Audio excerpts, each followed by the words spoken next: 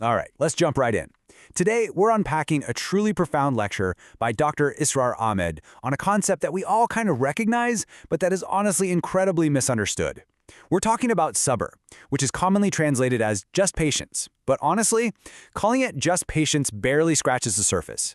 In this explainer, we're going to explore the multidimensional, gritty, highly active nature of sabr, specifically looking at how it served as the absolute backbone for one of the most significant revolutionary movements in all of human history. Dr. Ahmed hooks us right from the start. He lays out this universal truth drawn straight from the Quranic text. It basically says, whenever you set out to create monumental change or push a truly revolutionary idea, you are going to face severe trials. It's practically a guarantee. You'll be tested with fear, with hunger, and a devastating loss of wealth, lives, and fruits. He makes it clear that this isn't just some nice spiritual metaphor. It's the harsh, practical reality of pushing back against the status quo. So right off the bat, we actually have to redefine what this word means. The lecture makes it crystal clear that sabr is an active, strategic resistance.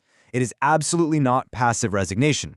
It's not just sitting around, twiddling your thumbs, waiting for things to magically get better. No, it is steadfastness in the face of psychological warfare, material loss, and brutal physical persecution.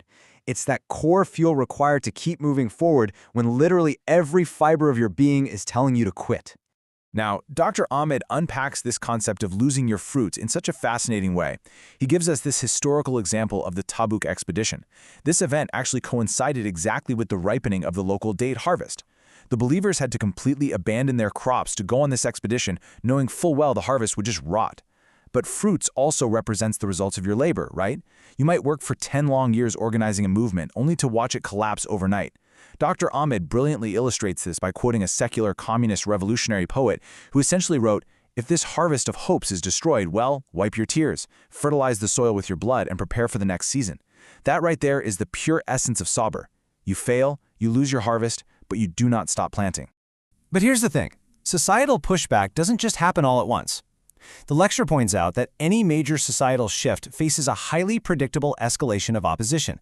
It always rolls out in phases. First up, there's mockery and dismissal. They treat you and your ideas like a joke. Then, as your movement actually starts gaining traction, it escalates to character assassination. Finally, when the powers that be realize you simply aren't going to back down, it turns into extreme physical persecution. And you see this psychological warfare play out so vividly in the earliest days of Islam. Think about it.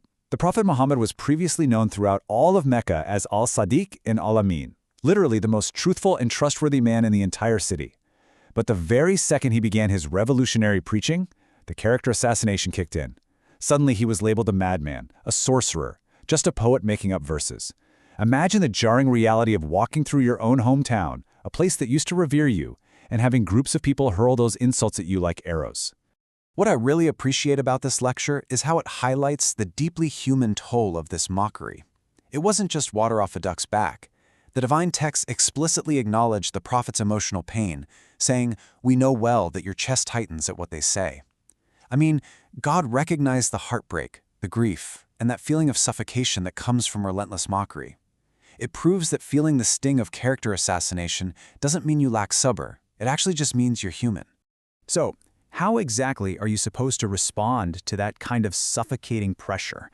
Well, despite this intense psychological warfare, the divine mandate during those early Meccan years was absolute, strict, non-retaliation. The command was literally to tie your hands. Do not strike back, do not raise a sword, do not retaliate in any way. This perfectly illustrates the overarching strategy of passive resistance. The speaker actually draws a really fascinating parallel here between this 12-year period of Islamic history in Mecca and the early teachings of Jesus. Jesus told his followers to turn the other cheek, and if someone forces you to walk 1 mile, you walk 2. Dr. Ahmed explains that while this might seem completely unnatural from a self-defense standpoint, it's an absolute necessity for establishing a revolutionary movement. You have to build the moral high ground and forge the internal discipline of your followers long before you can ever wield any actual power. To really drive home just how incredibly strict the discipline of this patience was, the source contrasts Prophet Muhammad's steadfastness with the story of Prophet Jonah, or Yunus. Jonah, out of this immense zeal and sheer frustration with his stubborn people, actually left his post before getting explicit divine permission. We all know the result. his famous trial in the belly of the whale. Now contrast that with Prophet Muhammad in Mecca. Even as his followers were being actively tortured, and even as he sent them away to Abyssinia and later Medina just to keep them safe, he remained behind, right in the danger zone. He waited with Abu Bakr and Ali until the exact precise moment the divine command to migrate finally arrived. He absolutely refused to abandon his post. All right, this brings us to a pretty harrowing turning point in our explainer today. We've talked about lost harvests, we've talked about vicious rumors, but what actually happens when the opposition escalates from psychological mockery to outright brutal physical violence? How on earth did individuals survive when the rules of their society offered them absolutely no legal protection whatsoever? To understand why specific people were targeted for the absolute worst of this physical torture, we have to quickly look at the highly stratified socioeconomic structure of Meccan society, which Dr. Ahmed maps out for us. At the very top, you had the Quraysh, the ruling elite tribe. In the middle were the allies, foreigners living in Mecca under the strict protection and sponsorship of a Qurayshi elite. And at the very bottom, completely unprotected by anyone, you had the slaves. You see, slaves in Mecca weren't viewed as humans with rights. They were considered literal property, honestly no different than a flock of sheep. If a master decided to slaughter his own sheep, society didn't even blink. Similarly, if a master decided to torture or kill his slave for accepting this new revolutionary faith, there were zero legal or societal consequences. This made them by far the most vulnerable targets for the elite's completely unhinged wrath. The lecture paints a vivid, honestly difficult picture of the physical agonies endured by these highly vulnerable early adopters. Take Bilal, a slave. He was subjected to horrific torture by his owner, Umayyah ibn Khalaf. At high noon, when the Meccan sand was literally like a burning frying pan, a rope was tied around his neck and he was dragged through the scorching, rocky streets. Heavy boulders were placed on his chest to crush the breath right out of him. Yet, even through foaming lips, his sabr held incredibly strong, and he just continuously affirmed the oneness of God. Then there's the incredibly chilling account of Khabbab bin al-Arat. He was forced to take off his shirt and was laid barebacked over a literal bed of burning, glowing coals. He was pinned down there until his own melting flesh and fat eventually extinguished the fire. Just try to imagine the supreme, almost impossible willpower required for Khabbab to endure that without fighting back. Remember that command, tie your hands? He had to suppress every natural, screaming human instinct to fight for his life, strictly adhering to that mandate of non-retaliation. Now, the historical climax of Dr. Ahmed's lecture really centers on the family of Yasser, and they represent this unique, tragic cross-section of Meccan vulnerability. Yasser was a Yemeni man who had migrated to Mecca and became an ally under the protection of Abu Jahl's uncle. He married Sumaya, who was a slave woman, and together they had a son named Ammar. But when that uncle died, the protection of this entire family fell directly into the hands of Abu Jahl, one of the most tyrannical, ruthless leaders of the Quraysh. They were now entirely at his brutal mercy.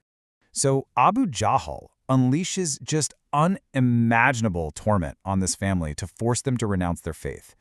Sumaya, an elderly woman, was tortured mercilessly. Her private parts were burned and branded. Abu Jahl actually begged her to just say one single word, affirming his idols so he could let her go. But she possessed this unbreakable iron resolve. She absolutely refused to yield. In a fit of rage, Abu Jahl drove a spear into her, making Sumaya the very first martyr in Islamic history. Her husband, Yasser, was subjected to a horrific death as well, reportedly being torn apart by camels. You know, perhaps the most heart-wrenching detail in this entire historical account is the position of the Prophet Muhammad himself in that moment. As he walked past this family enduring what was essentially a horrific public execution, he could not physically intervene. The divine command of absolute passive resistance was still in effect. He couldn't just draw a sword to save his beloved followers. All he could do was offer them these words of ultimate promise. Patience, O family of Yasser, for your promised place is paradise. Dr. Ahmed's lecture beautifully illustrates a really deep theological balance here, showing us two distinct paths of sabr under these absolutely impossible conditions. On one side, you have azimat. This is the ultimate unyielding resolve. It's choosing to face agonizing death rather than compromise your beliefs for even a second, which is perfectly demonstrated by Sumaya and Yasser. On the other side, though, you have Rukhsat, a divine concession. Their young son, Ammar, watching his parents being brutally butchered right in front of him, just couldn't bear the torture anymore. Under that extreme, life-threatening duress, he verbally uttered words of disbelief simply to save his own life. Of course, the psychological aftermath for Ammar was just devastating. Overcome with extreme survivor's guilt for feeling like he broke under the pressure, he literally tied himself to a pillar, refusing to be released by anyone except the Prophet himself. The Prophet eventually came, untied him with his own 2 hands, and comforted him. And this incredibly poignant moment proves something vital. While the ultimate sacrifice, azamah, is deeply revered and earns the highest ranks, the pure human instinct for survival under impossible duress, rukhsah, is also completely divinely understood and permitted.